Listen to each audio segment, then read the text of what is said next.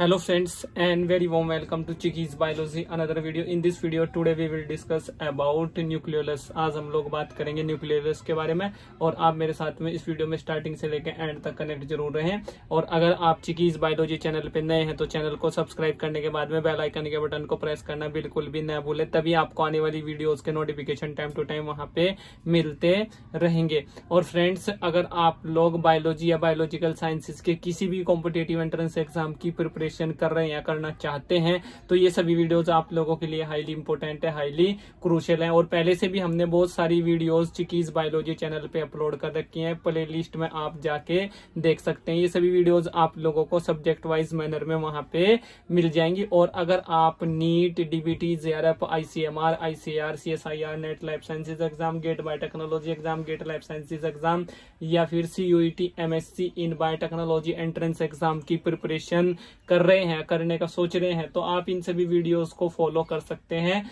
और आप जो है चैनल को सब्सक्राइब करके बेल आइकन के बटन को अगर प्रेस करते हैं तो सभी नोटिफिकेशंस आपको यहाँ पे टाइम टू टाइम इन सभी वीडियोस के मिलते रहेंगे। और फ्रेंड्स, जो हमारा सेल बायोलॉजी सब्जेक्ट है इसी से रिलेटेड अभी हम टॉपिक्स के बारे में बात कर रहे हैं। तो आज का जो हमारा टॉपिक है वो है न्यूक्लियोलस। तो आज हम लोग बात करेंगे न्यूक्लियोलस के बारे में। और फ्रेंड्स, आप लोग जानते हैं जो हमारा न्यूक्लियस होता है, न्यूक्लियस जो है वो हमारा एक सेंटर पॉइंट होता है हमारी सेल का। तो फ्रेंड्स, जो न्यूक्लियस है, न्यूक्लियस के अंदर ही ये न्यूक्लियोलस पाया जाता है। और फ्रेंड्स, आप लोग देख सकते हैं ये पूरा का पूरा जो एरिया है, ये जो पूरा का पूरा अंदर का जो एरिया है, ये वाला एरिया, ये हमारा न्यूक्लियोलस है। इसको हमने यहाँ पे न्यूक्लियोलस यहाँ पे डिनोट किया है। और ये यहाँ पे न्यूक्लियर पोर है, और ये न्यूक्लियोप्लाज्म है, और ये न्यूक्लियर इनवेलप है।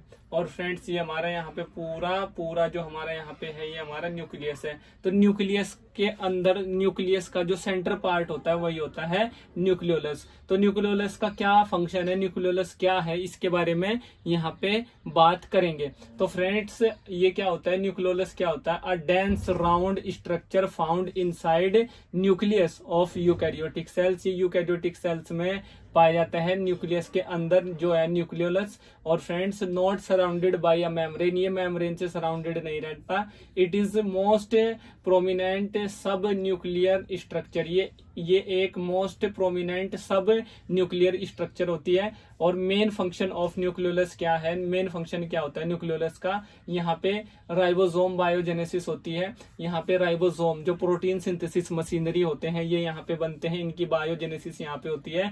The process of making ribosomes, जो राइबोसोम बायोजेनेसिस है ये एक प्रोसेस है ऑफ मेकिंग राइबोसोम्स, राइबोसोम्स के बनने का एक प्रोसेस है जो न्यूक्लियोलस में अकर होता है। और इसका ये यहाँ पे एक साइट होता है राइबोसोम बायोजेनेसिस का। और फ्रेंड्स, यहाँ पे क्या होता है, synthesises and assembles ribosomal RNA, जिसको हम लोग आरआरएनए भी बोलते हैं। और combines rRNA with ribosomal proteins to form ribosome subunits, ये भी यहाँ पे होता है।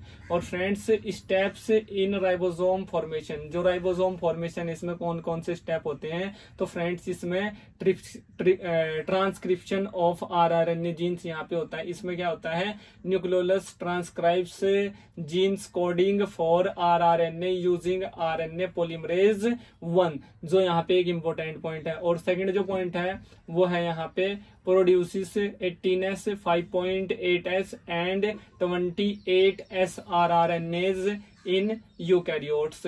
तो फ्रेंड्स, ये भी आप लोगों को यहाँ पे पता चल गया होगा। अब बात करेंगे सेकंड, यहाँ पे हेडिंग किया सेकंड पॉइंट की, assembly of rRNA and proteins. तो जो असेंबली ऑफ आरआरएनए है एंड प्रोटीन्स है वो यहाँ पे होता है। तो फ्रेंड्स, यहाँ पे rRNA are combined with ribosomal proteins imported from cytoplasm. उसके बाद forms small 40S and large 60S ribosomal subunits. उसके बाद जो थर्ड यहाँ पे एक तरह से स्टेप है वो है ट्रांसपोर्ट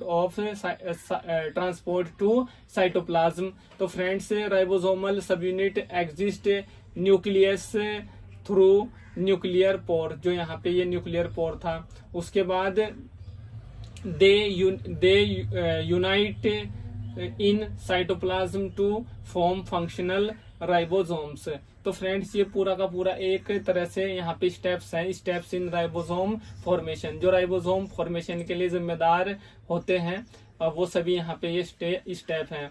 ठीक है, तो फ्रेंड्स ये आप लोगों को पता चल गया होगा स्टेप्स इन राइबोसोम फॉर्मेशन। उसके बाद ये 3 यहाँ पे स्टेप थे, transcription of rRNA genes, assembly of rRNA genes and proteins, और 3rd यहाँ पे ट्रांसपोर्ट टू साइटोप्लाज्म। तो इनके अंदर यहाँ पे जो पॉइंट्स थे उनके बारे में भी हमने बात की और इन 3 स्टेप्स की भी हमने यहाँ पे बात की। उसके बाद वाई कोल्ड राइबोसोम फैक्ट्री, हम इसको राइबोसोम फैक्ट्री क्यों बोलते हैं, न्यूक्लियोलस को हम राइबोसोम फैक्ट्री क्यों बोलते हैं। तो friends it manufactures and assembles core components of ribosomes. और friends ribosomes are essential for protein synthesis, और फ्रेंड्स इनको हम लोग प्रोटीन सिंथेसिस मशीनरी भी बोलते हैं। उसके बाद no ribosomes so is equal to no protein production और is equal to no life. अगर राइबोसोम्स नहीं बनेंगे तो प्रोटीन नहीं बनेगा, प्रोटीन नहीं बनेगा तो फ्रेंड्स जो लाइफ है वो पॉसिबल नहीं है। और फ्रेंड्स आप लोग जानते हैं कि जो हमारा एंडोप्लाज्मिक रेटिकुलम है उसके 2 पार्ट होते हैं, एक रफ एंडोप्लाज्मिक रेटिकुलम, एक होता है स्मूथ एंडोप्लाज्मिक रेटिकुलम। तो जो रफ एंडोप्लाज्मिक रेटिकुलम होता है ये राइबोसोम्स वहीं पे जाके बाइंड होते हैं और वहीं पे प्रोटीन सिंथेसिस होती है, वहीं पे प्रोटीन से बनते हैं। और प्रोटीन को बनाने के लिए क्या जरूरत होती है, प्रोटीन का क्या बिल्डिंग ब्लॉक है, प्रोटीन का बिल्डिंग ब्लॉक होता है amino acids.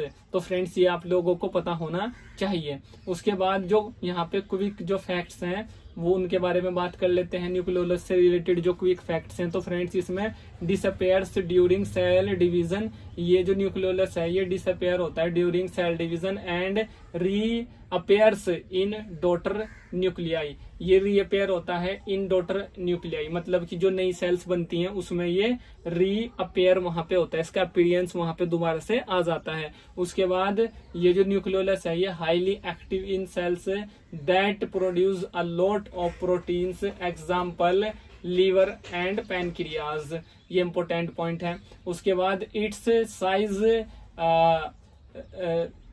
Reflects level of ribosomal production. ठीक है, तो फ्रेंड्स ये आप लोगों को पता चल गया होगा, it size reflects level of ribosomal production, sorry. तो ये आपको यहाँ पे पता चल गया होगा। आई होप फ्रेंड्स ये वीडियो आप लोगों के लिए एक major and crucial role play करेगी। इस वीडियो से रिलेटेड या इस टॉपिक से रिलेटेड अगर आप लोगों के माइंड में कोई डाउट है, कोई क्वेश्चन है, कोई क्वेरी है, तो आप लोग उसको वीडियो के नीचे कमेंट बॉक्स में टाइप कर सकते हैं और आप मेरे साथ में जुड़ सकते हैं चिकीज बायोलॉजी के फेसबुक पेज के साथ, चिकीज बायोलॉजी के इंस्टाग्राम अकाउंट के साथ।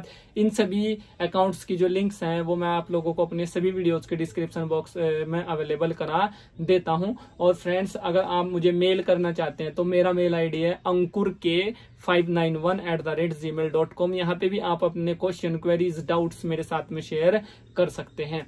और फ्रेंड्स अगर आप चाहते हैं कि मैं आप लोगों को ऐसे ही वीडियोस प्रोवाइड कराता रहूं तो आप चैनल को सब्सक्राइब करने के बाद में बेल आइकन के बटन को प्रेस करना बिल्कुल भी न भूलें। और इन सभी वीडियोस को आप अपने फ्रेंड्स को, जूनियर्स को, कलीग्स को जरूर वहां पे शेयर करें। और फ्रेंड्स आगे भी हम लोग बायोलॉजी या बायोलॉजिकल साइंसेज के बहुत सारे सब्जेक्ट्स को, बहुत सारे टॉपिक्स को कवर करेंगे अपनी कुछ अपकमिंग वीडियोस में। और इन सभी वीडियोस का जो हमारा लेके आने का मोटिव है इस चैनल पे वो ये है कि आप लोग बायोलॉजी के किसी भी कॉम्प्लेक्स से कॉम्प्लेक्स टॉपिक को एक इजिली वे में समझ सके और एक बेटर अंडरस्टैंडिंग के साथ आप अपने जो आपकी लाइफ के गोल्स हैं, जो एम हैं, उसको आप वहां पे अचीव कर सके। Thank you friends, thank you for watching and do subscribe the channel for upcoming videos and latest updates. Thank you friends.